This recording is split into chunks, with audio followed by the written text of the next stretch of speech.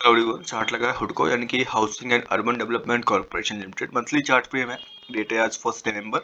सो नया month start हुआ है, लास्ट मंथ क्लोज हुआ है। उसी के साथ में अगर प्रीवियस मंथ देखेंगे तो प्रीवियस मंथ में ऑलमोस्ट 6% का गेन है और उसके प्रीवियस मंथ में ऑलमोस्ट 10% का गेन है। यानी कि कहीं ना कहीं प्राइस अपने अप ट्रेंड में तो है, बट मूवमेंट थोड़ा स्लो चल रहा है। अगर हम इस मूवमेंट को देखेंगे तो प्राइस ने यहाँ तक फॉल दिया है फेब 25 तक, लेकिन मार्च के बाद प्राइस वापस से ट्रैक पे आता दिख रहा है।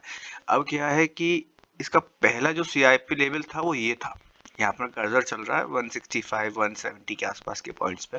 वहाँ से प्राइस काफ़ी ऊपर आ चुका है। प्राइस अब अगले पॉइंट पे है यहाँ पे।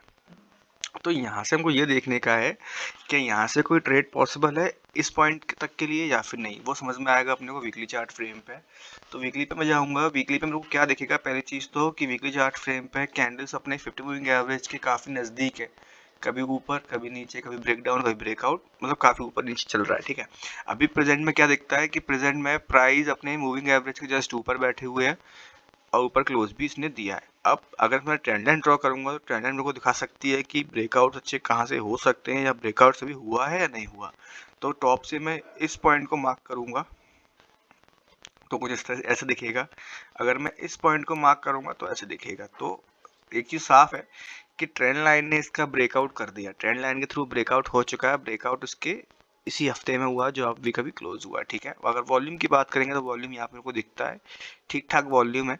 डिसेंट अच्छा नहीं कहेंगे बट है, वॉल्यूम है। ठीक है, और जब यहाँ प्राइस गिर रहा है तो यहाँ वॉल्यूम है। यानी कि अपने पॉइंट बनने से पहले जो गिरावट हुई है, जो बिकबाली हुई है, वहाँ पे वॉल्यूम्स नहीं होने चाहिए, वैसा यहाँ पे दिख भी रहा है। ठीक है, अब क्या है कि एक पॉइंट में ये क्लियर हो गया कि इसने ट्रेंड लाइन का ब्रेकआउट किया है। अगर इस कैंडल का जो हाई बना है, जो अभी कैंडल बनी है लास्ट वीक की, उसका हाई बन गया है 241.95। तो 242 से 245 रुपए का अगर ब्रेक प्राइस ऊपर निकलती है डेली क्लोज पे, तो उसके उसको देख सकते हैं, अच्छा पॉइंट बन सकता है। पहला पॉइंट तो ये बन जाता है। ठीक है, इसके साथ साथ में और भी पॉइंट्स हैं जो हम निगलेक्ट नहीं कर सकते। वो है ये, जब प्राइस गिर रहा था तो उस टाइम पे प्राइस ने एक पॉइंट बना दिया था और वो है ये लेवल यहाँ पे।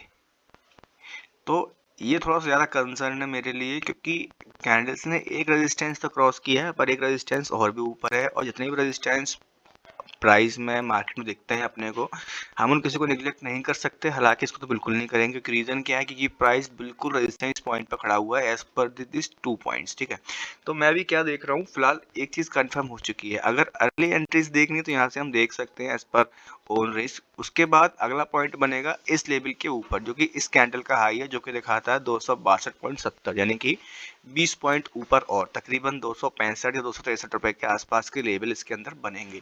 तो 2 पॉइंट्स दिखते हैं, मैंने आपको बता दिया सपोर्ट्स क्या है, रेजिस्टेंस क्या है, इमीडिएट रेजिस्टेंस क्या है, ब्रेकआउट कहाँ पे हुआ हो रखा है। ठीक है, अगर ये सब होता है तो यहाँ पे हम स्टॉप लॉस कहाँ पे रखें। तो स्टॉप लॉस के लिए फिलहाल तो मुझे दिखता है इसका 50 moving average weekly chart frame पे, जो कि दिखाता है 227.80। जिस पॉइंट पे प्राइस अभी है वहां से स्टॉप लॉस बहुत नज़दीक है, बहुत नियर है। अगर आप इसके ऊपर देखेंगे तो यहाँ से ज़्यादा कुछ फर्क नहीं पड़ेगा, ऑलमोस्ट 30-40% के आसपास का एसएल रहेगा।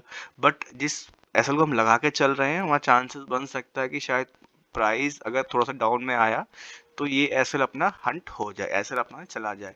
तो फिलहाल तो मैं यही अपना प्राइमरी एसएल रख रहा हूँ, पर हो सकता है कि फ्यूचर में शायद प्राइस कुछ मूवमेंट दे तो एक्सएल एसएल हम शिफ्ट करें इस पॉइंट तक, यहाँ तक 200 रुपए तक के लेवल पर जाके। तो फिलहाल तो यही प्राइमरी चीज़ हम देख रहे हैं, प्राइमरी प्लान तो यही रहेगा अपना इस कंपनी को देखने के लिए। बट हाँ, अगर मैं इसको अपने लिए देखूंगा तो मैं इसमें सारे रेजिस्टेंस को निकल जाने के बाद ही देखना मैं सही समझूंगा। इट मीन्स एटलीस्ट 265 रुपए का ब्रेकआउट।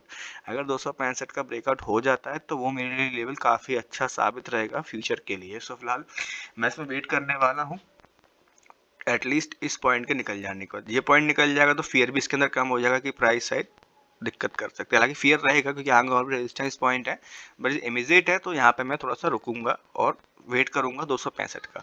सो बस ये चीज़ें मेरे को दिखती है इस कंपनी के अंदर में। बाकी हम वेट करेंगे कि क्या ऐसा होने वाला है या फिर नहीं, या फिर आपको कुछ दिखता हो उसके अंदर जैसे कि जिस पॉइंट पे प्राइस है वहाँ से अच्छी लेवल बन सकते, तो आप भी कमेंट में शेयर कर सकते हैं। So educational purpose only. Thank you watching my video.